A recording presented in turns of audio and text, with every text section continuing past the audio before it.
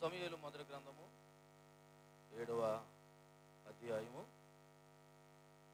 3, 4, 5, 6 వచనాలు ఒకసారి నేను కలిపి చదువుతాను. గత వారం 1 నుంచి 4 వచనాలు ధ్యానం చేశాం. ఒకసారి మరలా 3 నుంచి చదువుతా ఉన్నాను. సమూయేలు ఇశ్రాయేలు అందరితో ఎట్లనెను, నీ పూర్ణ హృదయంతో మీ యెహోవాతో మీరు మల్లుకొని అన్య దేవతలను ఆస్తారోతు దేవతలను మీ మధ్య నుండి తీసివేసి పట్టుదల కలిగి యెహోవా తట్టు మీ హృదయంలో ఆయన్ని సేవించండి, అప్పుడు ఆయన ఫిలిష్తీయుల చేతుల నుండి మిమ్మల్ని విడిపించును.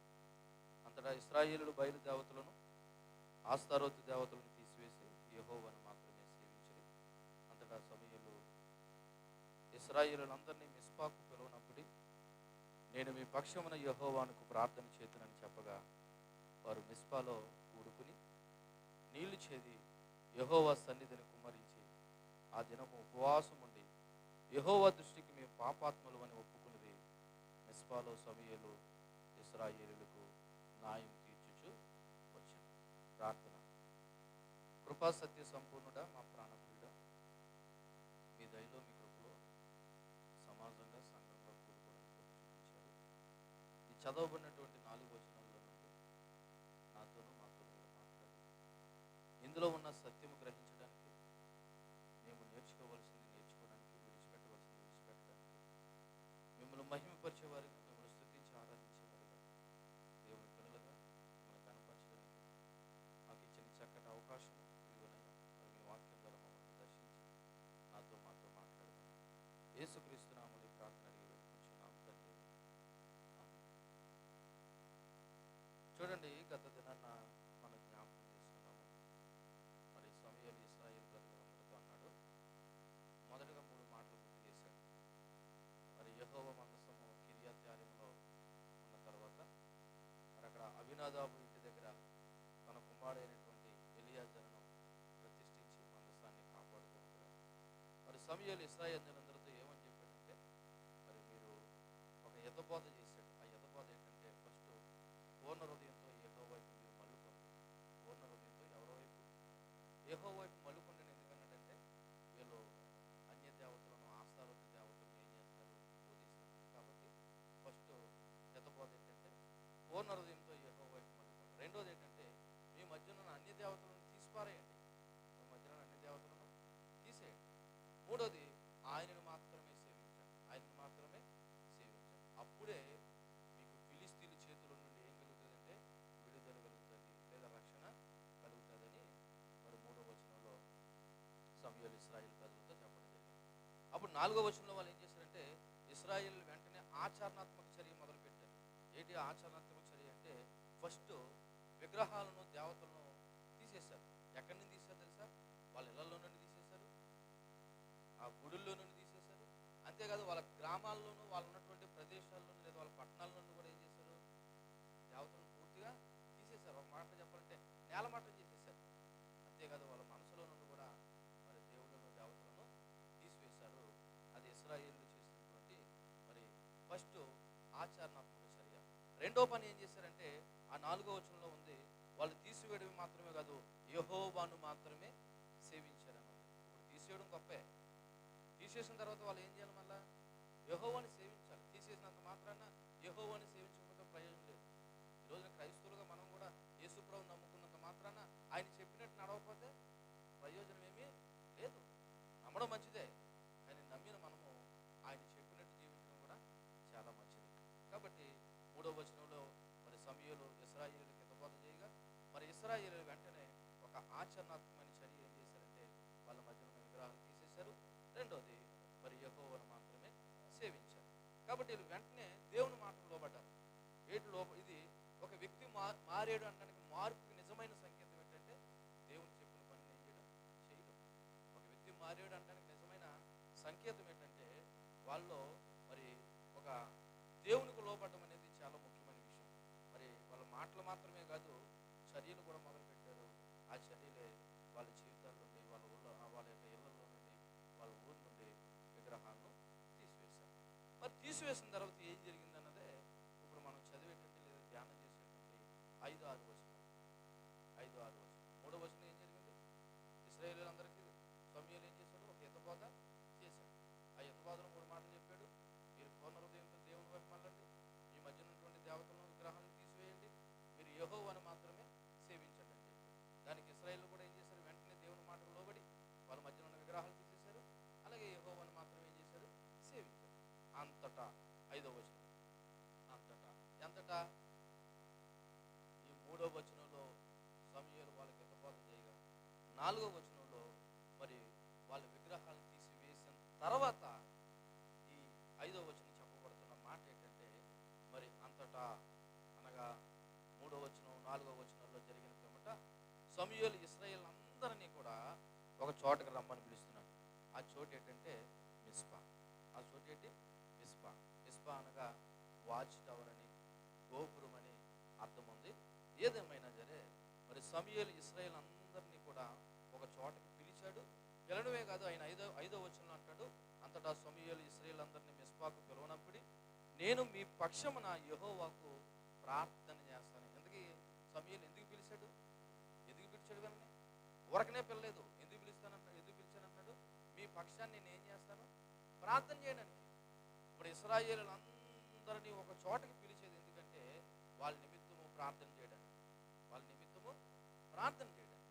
కాబట్టి ఇప్పుడు ఈ 5వ వచనంలో మరి సమూయేలు వాళ్ళందరినీ పిలవడం గల ప్రధానమైన ఉద్దేశం ఏంటంటే, వాళ్ళు అబద్ధ దేవతలను విసర్జించారు వాళ్ళ జీవితాల్లో. ఏ దేవతలను? అబద్ధ దేవతలను, అన్య దేవతలను. వాళ్ళు ఏదైతే నిజమని నమ్మారో, విశ్వసించారో అవి వాళ్ళ జీవితాల నుండి విసర్జించారు. కాబట్టి సమూయేలు ఇప్పుడు వాళ్ళ పక్షంగా ప్రార్థన చేస్తానంటాడు. ఇప్పుడు చెప్పండి ఒకసారి, వీళ్ళలో కొద్దో గొప్ప మార్పు కలిగిందా లేదా? కలిగింది. కాబట్టి ఇప్పుడు పాస్టర్ గారు ఏం చేస్తానంటాడు? ప్రార్థన చేస్తాను. ఇప్పుడు దేవుని పిల్లల్లో ఒకరోజు సంపూర్ణంగా మార్పు చెందారు, మారిపోరు. ఒకరోజుకి మనం ఏం చేయాలా? ఆయన స్వారూప్యంలోకి, ఆయన ఆధ్యాత్మికంలోకి మారాలి. అసలు ఏమీ మారకుండా మేము ప్రభుని నమ్ముకున్నాము అనుకుని దేవునికి వ్యతిరేకంగా ఆయన కోపాన్ని తెప్పించే పనులు చేస్తూ ఉన్నప్పుడు ఒకవేళ పాస్టర్ గారు ప్రార్థన చేసిన ప్రయోజనం ఉంటుందంటారా? అసలు ఉండదు.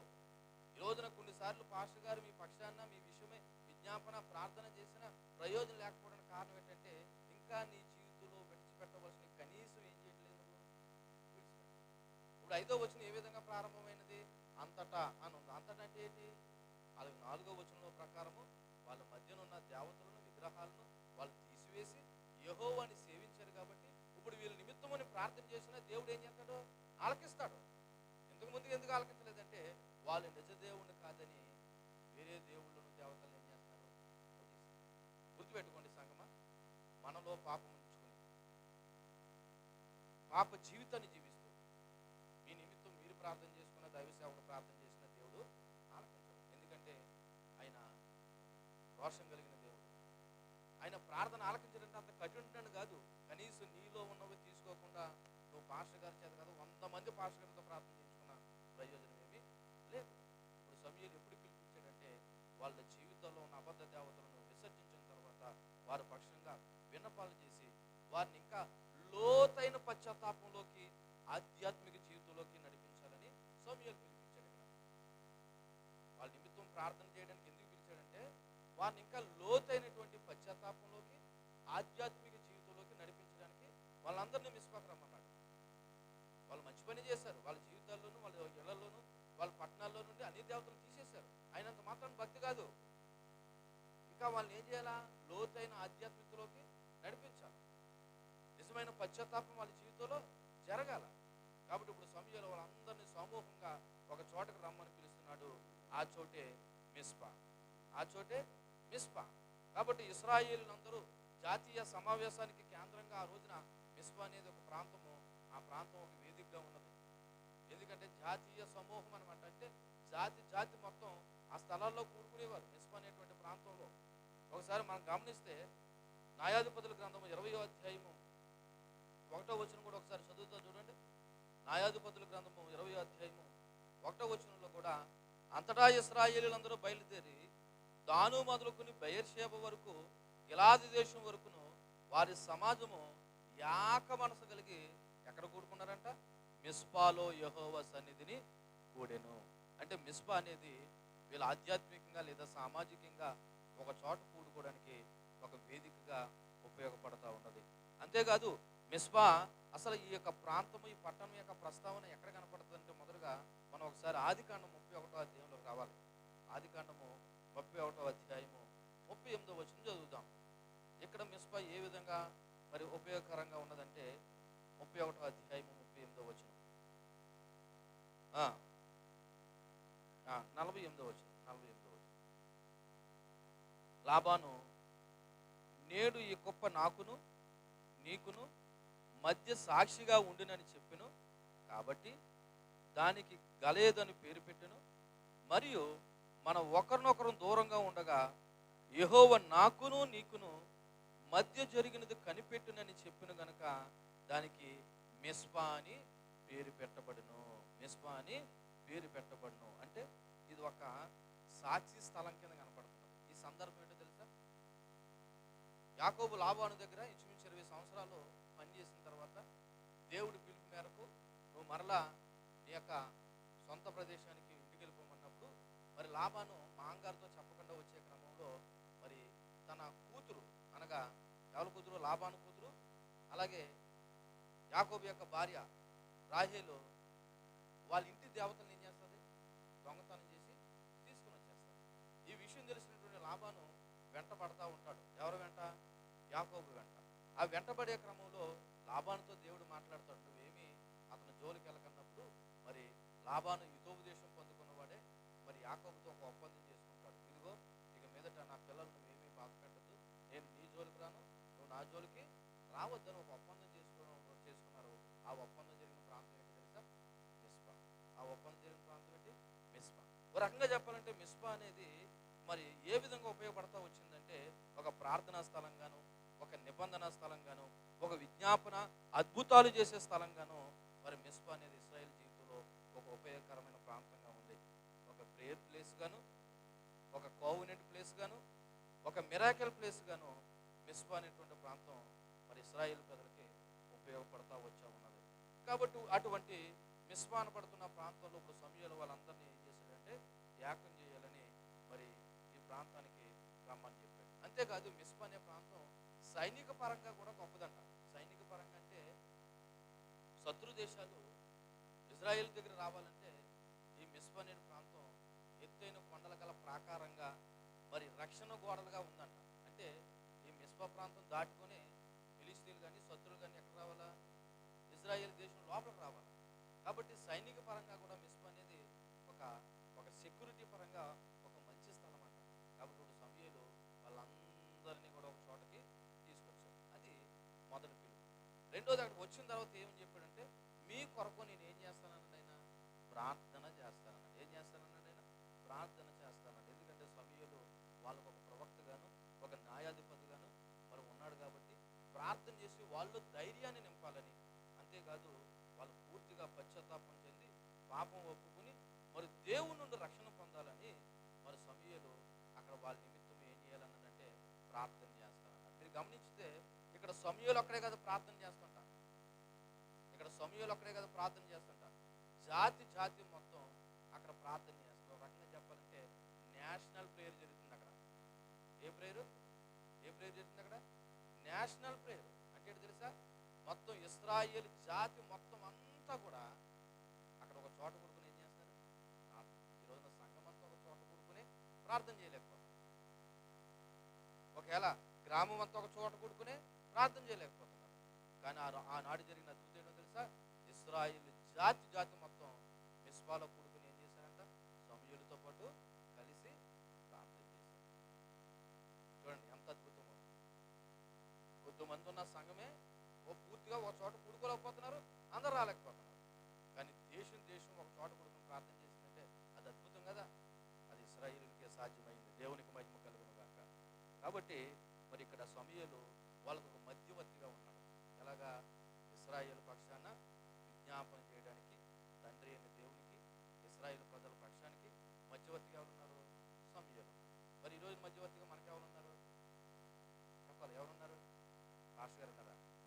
చూడండి ఒకసారి ఎబ్రిల్ రాసిన పత్రిక 7వ అధ్యాయము 25వ వచనం చూడండి. ఈ రోజున దేవునికిని తండ్రి అయిన దేవునికిని మనకిని మధ్యవర్తిగా ఎవరున్నారంటే ఎబ్రిల్ రాసిన పత్రిక 7వ అధ్యాయం 25వ వచనంలో ఈయన తన ద్వారా దేవుని యొద్దకు వచ్చే వారి పక్షమున విజ్ఞాపన చేయుటకు నిరంతరము జీవించుచున్నాడు గనక వారిని సంపూర్ణంగా రక్షించుటకు శక్తిమంతుడై ఉన్నాడు. ఎవరున్నారండి ఈ రోజున విజ్ఞాపన చేయడానికి మన పక్షాన? యేసుక్రీస్తు ఉన్నాడు. దేవునికి మహిమ కలుగును గాక. సమూయేలు గొప్పడా, యేసుక్రీస్తు గొప్పడా? యేసుక్రీస్తునే గొప్పడు.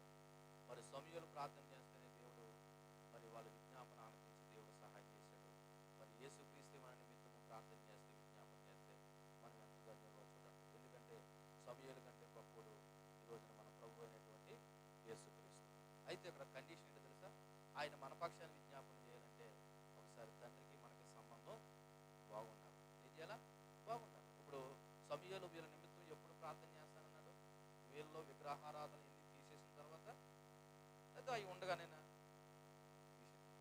అలాగే ఈ రోజున సేవకుడైనా లేదా మీ ప్రార్థన అయినా దేవుడు ఆలకించాలంటే దేవునికి వ్యతిరేకమైన విగ్రహ సంబంధమైనది అది ఏదైనా విగ్రహ సంబంధమైన అంటే ఏదో నేను ఎవరినో మనం ఇది చేయాలని కాదు, కానీ నేను మాట్లాడుతున్న ఆ యొక్క విగ్రహాల గురించి కాదు, కానీ దేవుళ్ళను దూరం చేసే ప్రతిదీ కూడా విగ్రహమే. కాబట్టి అటువంటి వాటిని మన జీవితాల్లో నుండి తీసివేసినప్పుడు మనం ప్రార్థన చేస్తే దేవుడు మన మనవి ఆలకిస్తాడు. దేవునికి మహిమ కలుగును గాక.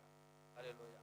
కాబట్టి ఈ మొదటగా 7వ అధ్యాయం 5వ వచనంలో మరి సమూయేలు వారికి ఒక సమూహక పిలిపించాడు. అంతేకాదు వాళ్ళందరూ మిస్పాలో కూడుకున్నారు. కూడుకోవడమే కాదు, మరి వాళ్ళ నిమిత్తము సమూయేలు ఏం చేస్తానంటే ప్రార్థన చేస్తానన్నాడు. అది 5వ వచనం. ఇప్పుడు 6వ వచనం ఒకసారి చదువుదాం.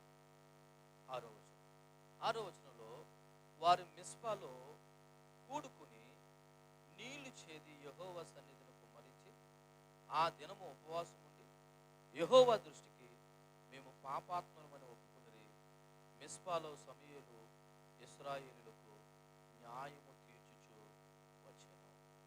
సో ఈ యొక్క 6వ వచనంలో 4 ప్రాముఖ్యమైన విషయాలు ఉన్నాయండి. ఎన్నండి? 4 ప్రాముఖ్యమైన విషయాలు. 7వ అధ్యాయం 3వ వచనంలో ఒక 3 ప్రాముఖ్యమైన విషయాలు ఉన్నాయి. ఏంటా 3 ప్రాముఖ్యమైన విషయాలు? ఫస్ట్, మీరు పూర్ణ హృదయంతో యెహోవా వైపు తిరగండి. రెండవది, మీ మధ్యన ఉన్నటువంటి అన్య దేవతలను, ఆస్తారోతు దేవతలను తీసివేయండి. మూడవది, ఆయనను మాత్రమే సేవించండి. అప్పుడు ఫిలిష్తీయుల చేతుల నుండి మీరు ఏం పొందుతారు? విడుదల పొందుతారు, రక్షణ పొందుతారు. ఇది 7వ అధ్యాయం 3వ వచనంలో ఉన్నటువంటి హితబోధ. అయితే ఇప్పుడు ఈ 6వ వచనంలో కూడా 4 ప్రాముఖ్యమైన విషయాలు ఉన్నాయి, లేదా 4 ప్రాముఖ్యమైన పనులు ఉన్నాయి. ఆ 4 ప్రాముఖ్యమైన పనులు క్రైస్తవ విశ్వాస జీవితంలో మనకి కూడా అవసరం. మొట్టమొదటి చూసినట్లయితే అక్కడే ఉంది 6వ వచనంలో, వారు మిస్పాలో కూడుకుని. మొట్టమొదటి ఏంటి? వారు మిస్పాలో కూడుకుని. అంటే ఏంటి? కూడుకోవడం అంటే సమావేశం అయ్యారు. అందరూ ఒక చోట గ్యాదర్ అయ్యారు, అంటే ఒక చోట కూడుకున్నారు. కూడుకుని ఏం చేశారు తెలుసా? మరి ప్రజలు సమూయేలు యొక్క పిలుపుకు స్పందించారు. అంటే వాళ్ళ నాయకుడు, న్యాయాధిపతి, ప్రవక్త అయినటువంటి సమూయేలు యొక్క మాటకి వాళ్ళు ఏం చేశారు? స్పందించారు. కూడుకున్నారంటే ఇప్పుడు ఎవరి మాట ఆలకించారని అర్థం? సమూయేలు మాట ఆలకించారని కదా. 5వ వచనంలో ఏముంది? అంతటా సమూయేలు ఇశ్రాయేలు అందరినీ మిస్పాకు పిలవనప్పుడని కబురెట్టాడు. ఇప్పుడు 6వ వచనంలో వాళ్ళందరూ ఏం చేశారు? ఒక చోట కూడుకున్నారు. కూడుకున్నారంటే ఎవరి మాట ఆలకించారు? సమూయేలు మాట ఆలకించారు, నాయకుడు మాట ఆలకించారు. కానీ ఈ రోజున నాయకుడు మాట ఆలకించారు. నిజానికి మన నాయకుడు ఎవరు? యేసుక్రీస్తు. మన ప్రధాన యాజకుడు, ప్రధాన నాయకుడు ఎవరు? యేసుక్రీస్తు. ఒకవేళ భౌతికంగా మాట్లాడుకుంటే సంఘపరంగా ఎవరో నాయకుడు? సేవకుడు.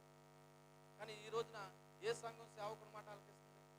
ఈ రోజున ఏ సేవకుడు చెప్పినట్టుగా, లేదా యేసుక్రీస్తు చెప్పినట్టుగా ఏ సంఘం నడుచుకుంటుంది?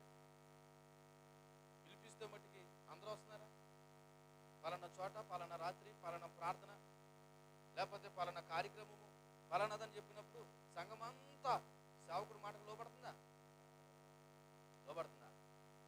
కానీ ఇశ్రాయేలు ప్రజలు అలా చేయలేదు. అందరూ కూడా సమాజంగా మిస్పాలో ఏం చేశారు? కూడుకున్నారు. గుర్తుపెట్టుకోండి, నాయకుడు చిన్నోడైనా పెద్దోడైనా నాయకుడు మాట సమాజం ఏం చేయాలంటే ఆలకించాలి, లోబడాలి. ఎందుకు చెప్పాడు నాయకుడు? ఒకవేళ అది వ్యతిరేకమైనదంటే మీరు రాకపోయినా పర్లేదు. ఇప్పుడు ఎంతకీ సమూయేలు ముందే చెప్పాడు, మీరు అందరూ మిస్పాలో కూడుకోండి, మీ నిమిత్తం నేను ఏం చేస్తానన్నాడు? ప్రార్థన చేస్తాను. ఎందుకు? మంచి పని, చెడ్డ పని? మంచి పనే కదా.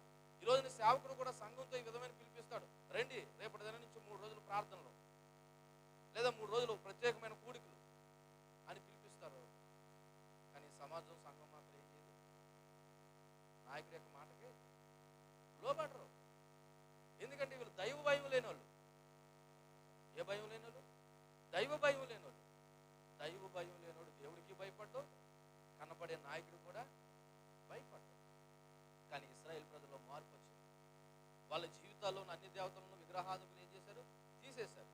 అంతేకాదు వాళ్ళు యెహోవాను మాత్రమే సేవిస్తున్నారు. ఇప్పుడు దేవునికి భయపడేవాడు నాయకుడు మాట కూడా ఏం చేస్తారు?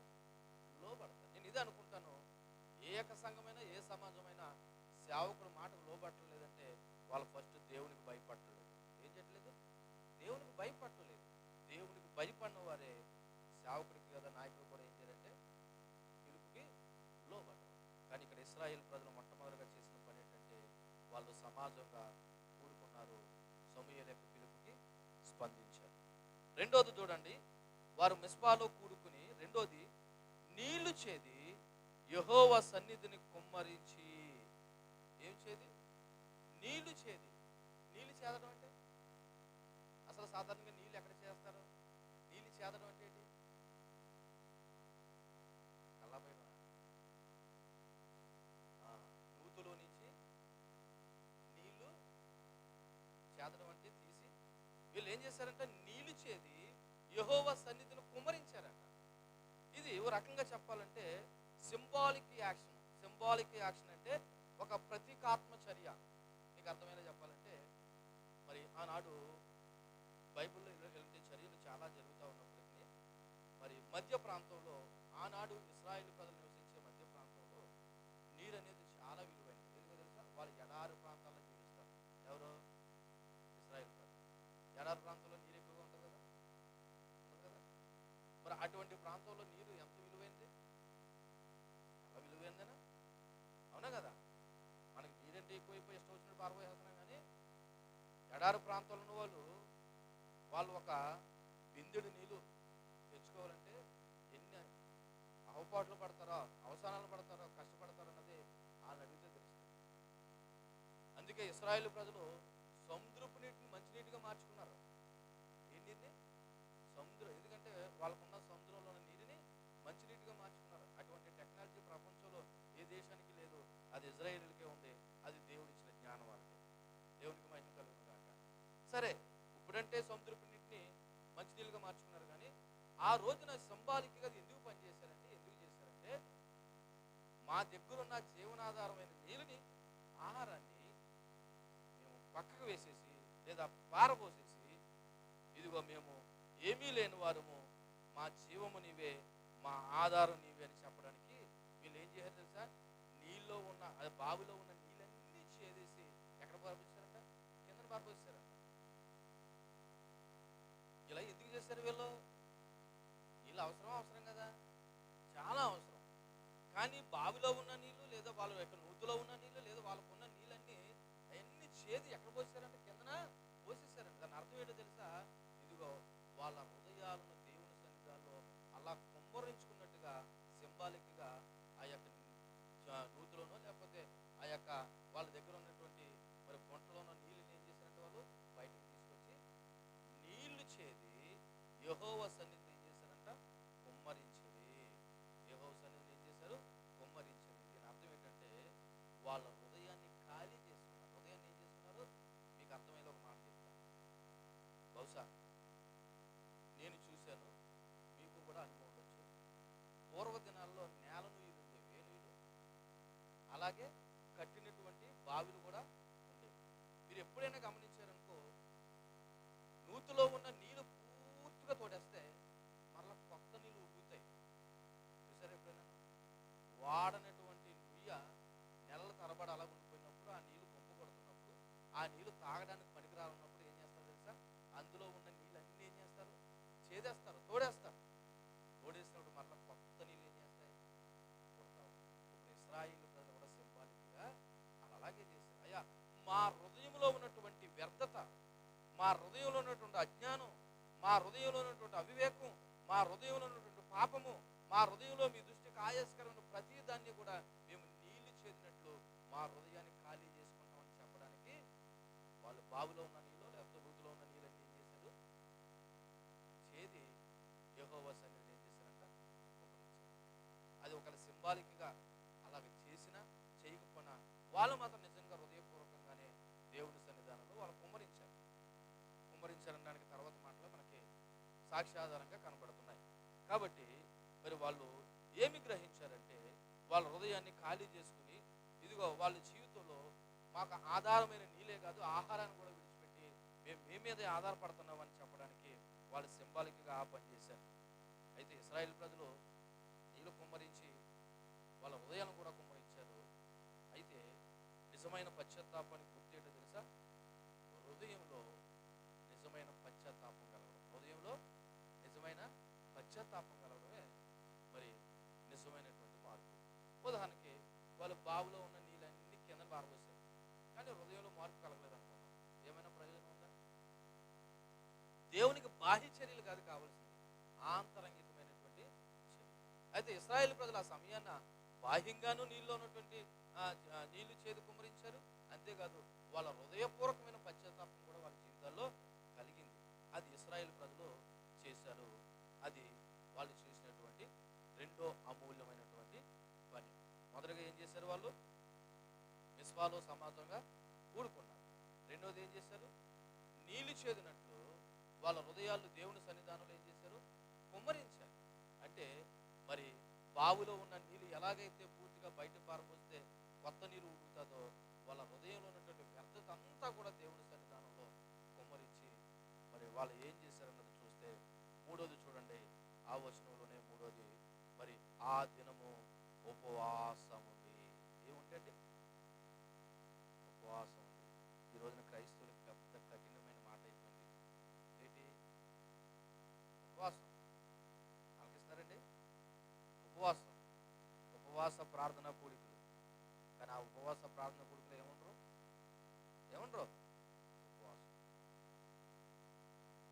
ఉపవాసం అనేది దేవునికి మనల్ని దగ్గర చేసే సమయం అండి. ఉపవాసం అనేది దేవునికి అతి దగ్గరగా చేసే సమయం. ఇశ్రాయేలు ప్రజలు ఆ రోజున నీళ్లు పారబోసారు, రెండోది ఆహారాన్ని కూడా త్యజించారు. ఉపవాసం ఎంతకీ తినేసి ఉంటారో తినకుండా ఉంటారా, ఏమీ తినకుండా ఉంటారు. నిజానికి మంచినీళ్ళు కూడా తాగకుండా ఉండేటువంటి కఠినమైన ఉపవాసం ఉంటుంది. ఇక్కడ ఇశ్రాయేలు ప్రజలు రకంగా చెప్పాలంటే ఆ రోజంతా కఠినమైన ఉపవాసం ఉన్నారు. నీళ్లు తాగలేదు, ఆహారం కూడా ఏం చేయలేదు, తినలేదు. వాళ్ళు నీళ్ళని ఆహారాన్ని త్యజించి దేవుని ముందు దుఃఖంతోనూ పశ్చాత్తాపంతోనూ మరి ఆయన పాదాలు చెంత లేదా ఆయన సన్నిధానంలో ఆధారపడడం నేర్చుకున్నారు. ఇది గమనిస్తే వాళ్ళు మరి అక్కడ తర్వాత ఉంటుంది 4వ మాట, యెహోవా దృష్టికి మేము పాపాత్ములని ఒప్పుకుంటాను. అంటే ఆ 4వ మాట ఒప్పుకోవడానికి దాని గురించి మాట్లాడుతూ వాళ్ళు దేవుని సన్నిధానంలో అంత దుఃఖంతోనూ పశ్చాత్తాపంతోనూ వాళ్ళు దేవుని సన్నిధానంలో ఏడ్చారండి. అందుకే ముందుగానే ఆ 6వ వచనంలో రెండోది నీళ్లు చేదినట్లు యెహోవా సన్నిధిని వాళ్ళు ఏం చేశారు, కుమ్మరించారంటే వాళ్ళ పశ్చాత్తాపం చెంది ఏడ్చారు. ఎలా ఏడ్చారంట, ఉపవాసం ఉండి ఏడ్చారు. దేవునికి మహిమ కలుగును గాక. ఉపవాసం, ఈ రోజున ఉపవాసం అనేది మనిషికి లేదా క్రైస్తవునికి లేదా దేవుని బిడ్డలకు ఆధ్యాత్మిక దృష్టిని పెంచుతుంది. శరీరం ఆకలం అనేది దేవుని కోసం దేవుని కొరకు జీవించేలాగా మార్పు చేస్తుంది. అన్నిటికంటే ముఖ్యంగా ఇశ్రాయేలీయులు ఇక్కడ దేవునితో సయోధ్యను కూర్చుకోవడానికి అనగా దేవునితో సఖ్యతను కూర్చుకోవడానికి వాళ్ళు ఉపవాసం ఉన్నారు. ఉపవాసం వల్ల ఆధ్యాత్మికంగానూ ప్రయోజనం ఉంది, శారీరకంగా కూడా ప్రయోజనం ఉంది. ఆధ్యాత్మికంగా దేవుని దగ్గరగా ఉంటాం, శారీరకంగా కనీసం వారానికి ఒక రోజైనా ఉపవాసం ఉండడం వల్ల మన శరీర ఆరోగ్యాన్ని కూడా చాలా మంచిది. 6 రోజులు ఇష్టం వచ్చినట్టు చేసినా కనీసం వారంలో ఒక రోజైనా ఉపవాసం ఉండడం వల్ల శరీరానికి చాలా మంచిదని ఈరోజున ఆరోగ్య నిపుణులు కూడా చెప్తూ ఉంటారు. సరే, మనం ఆరోగ్యం గురించి కాకపోయినా ఆధ్యాత్మిక గురించికైనా మనం కనీసం వారంలో ఒక రోజైనా ఏముండాలి, ఉపవాసం ఉండాలి. ఇక్కడ ఆ పని చేస్తారు ఇశ్రాయేలు. మూడోది ఏం చేశారు, ఆ దినమంతా ఉపవాసం. వాళ్ళు మిస్పాలో సమాజంగా కూడుకున్నారు. నీళ్ళు చేదు యెహోవా సన్నిధిని కుమ్మరించినట్లు వాళ్ళు దేవుని సన్నిధానంలో ఏడ్చారు. ఎలా ఏడ్చారంటే ఉపవాసం ఉండి వాళ్ళ దేవుని సన్నిధానంలో మరి దేవునితో సయోధ్యను సంకేతను కోరుకున్నారు.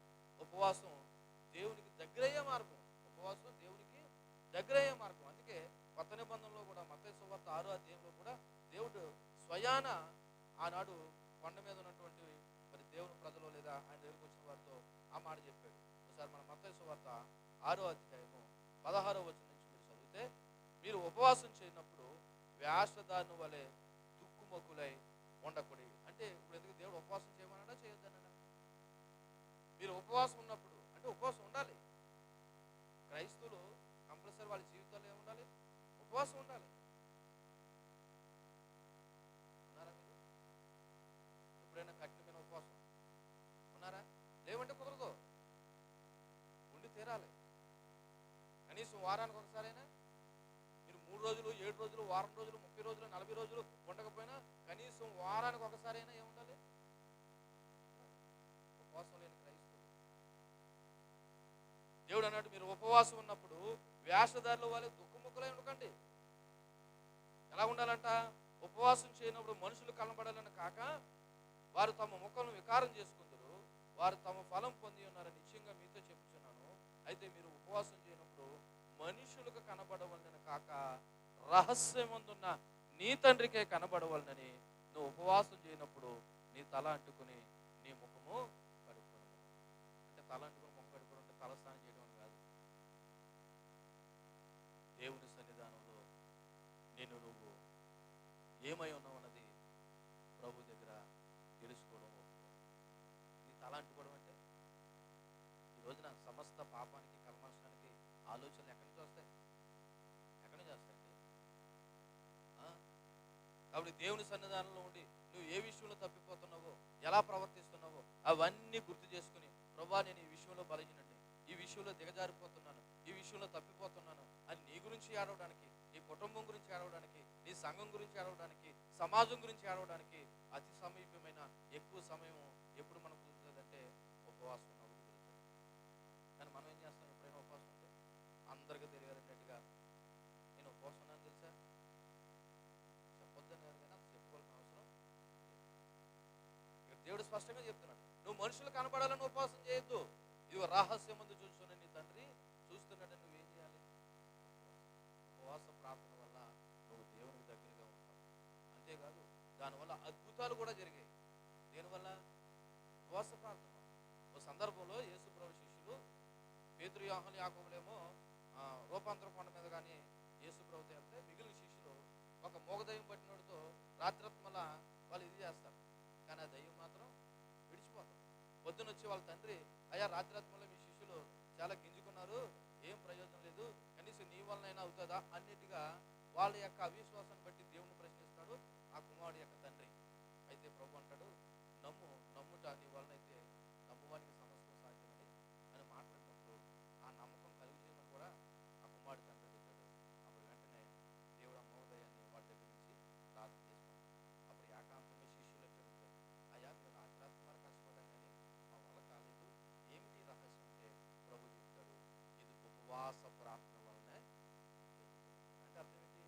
ఉపవాస ప్రార్థనలో దేవుని శక్తిని పొందుకుంటాం, అనుభవిస్తాం, ఆయనతో ఏకాంతంగా ఎక్కువ సమయం గడుపుతాం. మీకు అర్థమైందా? చిన్నపిల్లలు అయస్కాంతంతో ఆడుకుంటారు కదా, ఇసుకలో ఇలాగే తిప్పుతూ ఉంటాయి, ఇసుకలో ఉన్నటువంటి అయస్కాంతం ఏంటంటే దానికి అంటుకుంటాయి.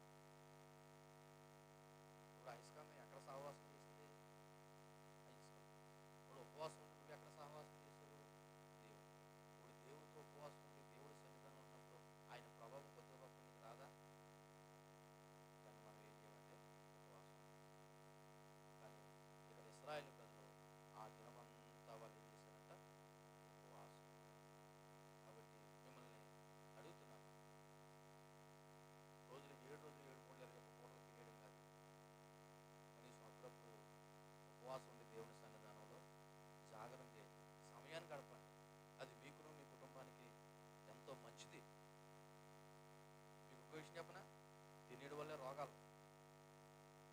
ఏ పూట ఖాళీ లేకుండా తినడం వల్ల ఏమొస్తున్నాయి?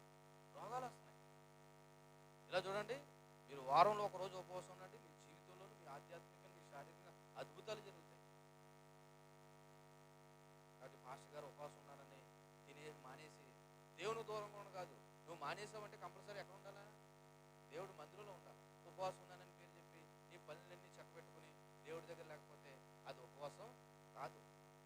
ఉపవాసం అంటే నువ్వు తినేటువంటి ఆహారాన్ని మానేసి దేవుడి దగ్గర నివాసం చేయడమే ఉపవాసం. కాబట్టి దేవుని పిల్లలు కంపల్సరీ ఉపవాసం అనేది అలవాటు చేసుకోవాలి. ఈ విషయంలో మీరు కూడా మరి ఆ అనుభవంలోకి రావాలని జ్ఞాపకం చేస్తున్నారు. ఇక్కడ ఇశ్రాయేలు ప్రజలు చేసినటువంటి మరొక పని ఏంటో ఒకసారి జ్ఞాపకం చేసుకుంటే ఆ 7వ అధ్యాయం 6వ వచనంలో వాళ్ళు యెహోవా దృష్టికి మేము పాపాత్ములమని ఒప్పుకునేది. 4వ పని వాళ్ళు ఏం చేశారంటే యెహోవా దృష్టికి మేము పాపాత్ములమని ఒప్పుకునేది. మీరు గమనిస్తే యెహోవా దృష్టికి నేను పాపాత్ములను కాదంట, సమాజం మొత్తం అంతా ఏమని ఒప్పుకున్నారు? మేము పాపాత్ములమని ఒప్పుకున్నాం. నేషనల్ ప్రేయర్ అని చూసారా? మొత్తం జాతి మొత్తం మేము పాపులమని దేవుడి సన్నిధానంలో వాళ్ళు ఏం చేశారంట? ఒప్పుకున్నాం. నిజం చెప్పాలంటే నిజమైన పశ్చాత్తాపానికి కీలకమైన అంశం ఏంటో తెలుసా? పాపం ఒప్పుకోవడం. నిజమైన పశ్చాత్తాపానికి కీలకమైన అంశం ఏంటి? పాపం ఒప్పుకోవడం. ఈరోజు చాలా మంది సాక్ష్యాలు చెప్తారు, దేవుడు నాకు అది చేశాడు ఇది చేశాడని. నిజమే, దేవుడు చేసినందుకు సాక్ష్యం బాగానే చెప్తున్నావు, కానీ నిజమైన అసలు సిసలైన సాక్ష్యం ఏంటో తెలుసా? ఒక పాపి మారు మనసు పొందడమే నిజమైన సాక్ష్యం. ఒక పాపి మారు మనసు పొందకుండా దేవుడు నాకు అది చేశాడు ఇది చేశాడని సాక్ష్యాలు చెప్పడం వల్ల ప్రయోజనం ఏముంది? ఇటున్న వరకు అద్భుతంగా ఉండొచ్చేమో, కానీ నువ్వు మారనంత వరకు అది నీకు ప్రయోజనం లేదు, దేవుడికి కూడా పెద్ద ప్రయోజనం. ఇక్కడ సమూయేలు యొక్క పిలుపుకి లోబడి ఇశ్రాయేలు ప్రజలందరూ సమాజంగా కూడుకుని పశ్చాత్తాపం ఉంది, ఉపవాసం ఉండి వాళ్ళు ఏమన్నారు తెలుసా? అయ్యా, మీ దృష్టికి మేము పాపాత్ములము. ఎవరి దృష్టికి? దేవుని దృష్టికి పాపాత్ములం అని వాళ్ళు ఏం చేశారంటే ఒప్పుకున్నారు. అది కూడా సమాజంగా అందరూ కలిసి ఒప్పుకున్నారు. ఈ రకంగా చెప్పాలంటే స్పష్టమైన సమిష్ట ఒప్పుకోలు. స్పష్టమైన సమిష్ట అంటే సామూహికమైనటువంటి ఒప్పుకోలు. పబ్లిక్ కాన్ఫెషన్ అంటే సమాజంగా వాళ్ళందరూ కూడా దేవుని సన్నిధిలో పాపాత్ములని ఒప్పుకోవడం జరిగింది. ఇక్కడ ఒప్పుకోవడం అనే మాటకి సింపుల్గా కనపడుతుంది, కానీ వాళ్ళు చేసిన 2 ముఖ్యమైన పనులు ఏంటో తెలుసా? వాళ్ళు పాపాన్ని దాచుకోలేదు, రెండోది మేము దేవునికి వ్యతిరేకంగా జీవించామని ఒప్పుకున్నారు.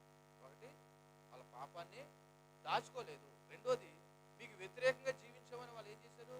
ఒప్పుకున్నారు. వాళ్ళు అది పాపం ఒప్పుకోవడం అంటే. మరి ఫలితం ఏంటి? పాపం ఒప్పుకున్నారు కదా, ఫలితం ఏంటి? దేవుని చేత క్షమాపణ పొందారు. ఏం పొందారు? దేవుని చేత క్షమాపణ పొందారు. ఎలా పొందారు ఏంటంటే మనం వచ్చే వారం ధ్యానం చేద్దాం, కానీ ఇదిగో దేవుడి సన్నిధానంలో వచ్చి మన పాపాన్ని ఒప్పుకుంటే క్షమాపణ పొందుతాం అనడానికి ఒకసారి సామెతల గ్రంథము 28వ అధ్యాయం 13వ వచనం చూడండి. సామెతల గ్రంథము 28వ అధ్యాయం 13వ వచనం మనం చదివేదే పదే ఒకసారి గుర్తు చేసుకుందాం.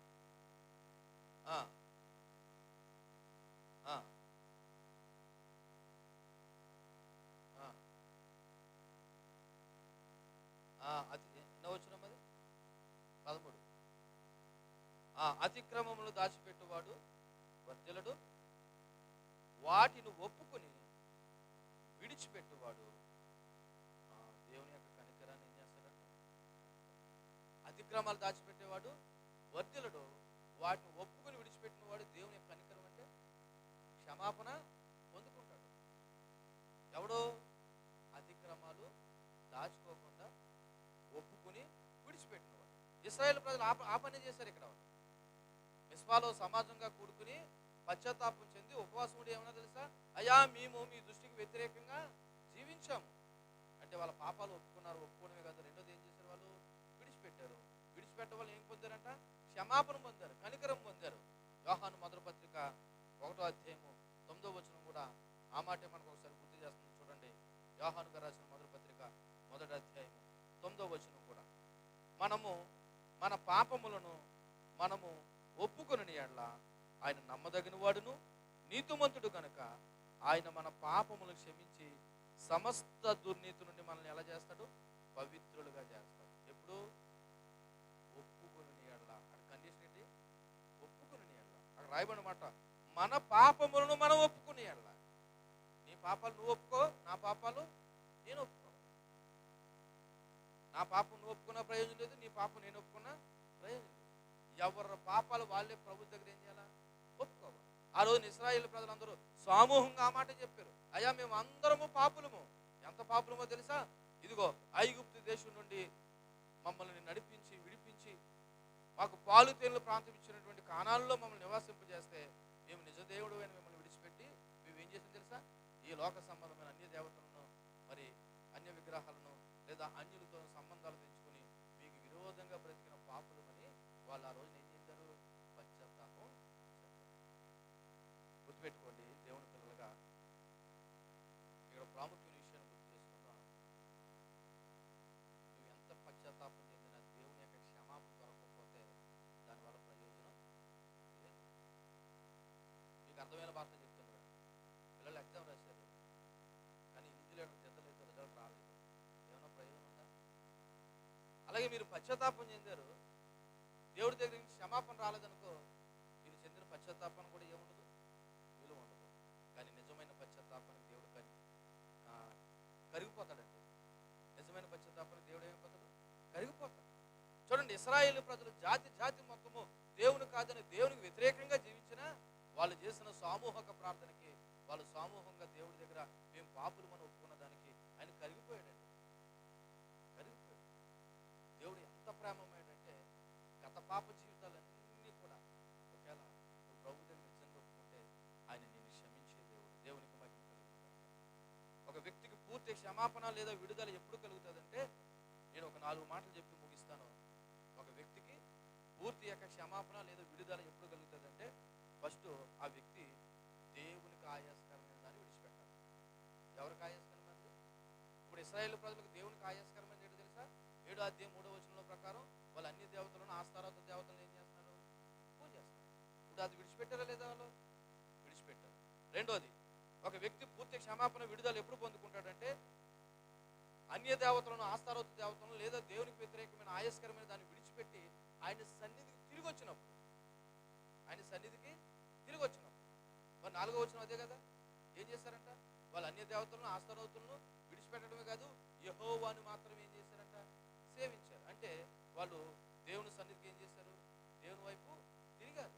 తిరగడమే కాదు, వాళ్ళు సమూయేలు యొక్క పిలుపు మేరకు సమాజంగా ఎక్కడ కూడుకున్నారంటే మిస్పాలో కూడుకున్నారు. మొదటగా దేవునికి ఆయాస్కరమైన దాన్ని విడిచిపెట్టినప్పుడు, అంటే ఒక వ్యక్తి దేవుడి చేత పూర్తి క్షమాపణ ఎప్పుడు పొందుతాడంటే, దేవునికి ఆయాస్కరమైన దాన్ని నీ జీవితంలో పూర్తిగా ఏం చేయాలా? పూర్తిగా, సగం సగం కాదు, పూర్తిగా విడిచిపెట్టాలి. రెండోది, ఆయన సన్నిధి తిరిగి రావాలి. మూడోది, రావడమే కాదు, నీ పాపాన్ని గుర్తిరగాలి. ఈరోజు చాలా మంది దేవుడి సన్నిధికి వస్తున్నారు కానీ దేవుడి సన్నిధానంలో పాపాలు ఏం చేయట్లేదు, ఒప్పుకోవట్లేదు. వస్తున్నారు, పోతున్నారు. అంటే మీరు అనొచ్చు, మేము ఏ పాపం చేసామని. చెప్పమంటారా? ఏ పాపం చేశారో చెప్పమంటారంటే మీ వ్యభిచారాలు, మీ జాగ్రత్తల గురించి మాట్లాడతాను అనుకుంటారా? అది దేవుడు ఎలాగ చూస్తున్నారు? బహిరంగంగా చెప్తున్నాను, దేవుని మాటను ఆజ్ఞ అతిక్రమించి నువ్వు జీవిస్తున్నావు అంటే నువ్వేం చేసినట్టు? పాపం చేసినట్టే. మీ వ్యభిచార, జాగ్రత్తలు, దొంగతనాలు, రహస్యం అనేటువంటి అన్ని కూడా ఒకవేళ మనుషులుగా నేను చూడకపోయినా, మనుషులు చూడకపోయినా ఎవరు చూస్తున్నారు? దేవుడు చూస్తున్నారు. దానికి తగ్గ శిక్ష ఎలాగ అనుభవిస్తారు. ఎందుకని? పాపానికి జీతం ఏంటి? మరణం. కానీ ఒక వ్యక్తి దేవుని సన్నిధికి రావడమే కాదు, వచ్చిన తర్వాత నీ పాపం ఏంటన్నది నువ్వు గుర్తెరగడమే కాదు, 4వది ఒప్పుకుని విడిచిపెట్టాలి. ఒప్పుకుని విడిచిపెట్టాలి. ఇశ్రాయేలీయులంతా కూడా ఈ రకమైనటువంటి విధానంలో వాళ్ళు మిస్పాలో కూడుకుని ఆ పని చేశారు. అది ఉపవాసంతో చేశారు. దేవునికి మహిమ కలుగును గాక. వాళ్ళు మొదటగా వాళ్ళ జీవితాల్లో నుండి అన్య దేవతలను, ఆస్తారోత దేవతలను తీసివేశారు. రెండోది, యెహోవాను మాత్రమే సేవించారు. మూడోది, మిస్పాలో సమాజంగా కూడుకున్నారు, అనగా దేవుని సన్నిధికి వచ్చారు. 4వది, రావడమే కాదు, దేవుని సన్నిధిలో వాళ్ళ పాపాలు ఏం చేసుకున్నారు? ఒప్పుకున్నారు, లేదా గుర్తెరిగారు. 5వది ఏం చేసుకున్నారంటే, ఒప్పుకోవడమే కాదు, దాన్ని విడిచిపెట్టారు. ఎలా విడిచిపెట్టారు సార్? దేవా మీ దృష్టికి మేము పాపులమని ఒప్పుకుంటామని చెప్పేసి వాళ్ళు ఏం చేశారు? విడిచిపెట్టారు. అప్పుడు ఇశ్రాయేలుకి ఏం జరిగింది తెలుసా? ఫిలిష్తీయుల చేతుల నుండి గొప్ప విడుదల కలిగింది. దేవునికి మహిమ కలుగును గాక. అంటే నీ జీవితంలోనైనా, నా జీవితంలోనైనా విడుదల కానీ, రక్షణ కానీ ఎప్పుడు కలుగుతుంది అనమాట? ఇదిగో ఈ పనులు మరలోసారి గుర్తు చేస్తున్నాను. ఏంటో తెలుసా? ఫస్ట్ దేవునికి ఆయాస్కరమైన ప్రతిదాన్ని మన జీవితాల నుండి వెడలిపోవాలి, పోవాలి, తీసేయాలి. రెండోది, నీ జీవితంలో దేవునికి ఆయాస్కరమైనది విడిచిపెట్టడమే కాదు, మళ్ళీ నువ్వు ఎక్కడ రావాలంటే దేవుని సన్నిధికి రావాలి. రావడమే కాదు, నువ్వు దేవుని సన్నిధానంలో నీ పాపాన్ని నువ్వు గుర్తెరగాలి. నీ పాపాన్ని గుర్తెరగడమే కాదు, దాన్ని ఒప్పుకోవాలి, ఒప్పుకున్న దాన్ని విడిచిపెట్టాలి.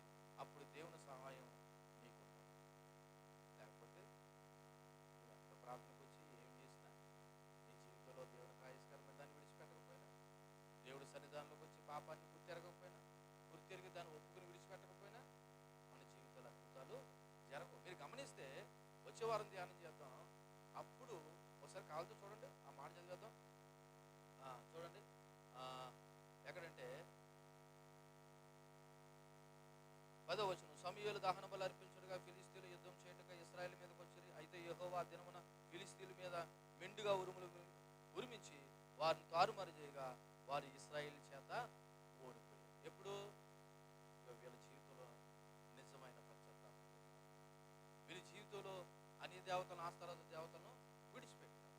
వీళ్ళు దేవుని మాత్రమే సేవించినప్పుడు, వీళ్ళు దేవుని సన్నిధానంలో కూడుకున్నప్పుడు, అంతేకాదు వాళ్ళ పాపాలు ఒప్పుకున్నప్పుడు, పాపాలు ఒప్పుకోవడమే కాదు విడిచిపెట్టినప్పుడు దేవుడు వాళ్ళకి గొప్ప రక్షణ విడుదల ఫిలిష్తీయుల చేతుల నుండి కలుగజేశాడు. ఈ రోజున నీ జీవితంలో ఉన్న బంధకాలు ఏవైనా, అది పాప బంధకాలైనా, రోగ బంధకాలైనా, శారీరక బంధకాలైనా, లేకపోతే ఆర్థిక బంధకాలైనా, ఏ బంధకాల నుండైనా నువ్వు విడుదల పొందాలంటే ఇదిగో ఇశ్రాయేలు ప్రజలు ఏ విధమైన ప్రాసెస్లో అయితే వాళ్ళు దేవుడి సన్నిధి సమీపించి వాళ్ళ పాపాలు ఒప్పుకొని విడిచిపెట్టారో, అలాగే మనం కూడా దేవుని వైపు తిరిగి దేవుని సన్నిధానంలో సమీపించి మన పాపాలు, అతిక్రమాలు ఒప్పుకొని విడిచిపెడితేనే మనకి కూడా సంపూర్ణమైనటువంటి విజయం చేకూరుతుంది. మరి నీ సంగతి ఏంటి చెప్పండి?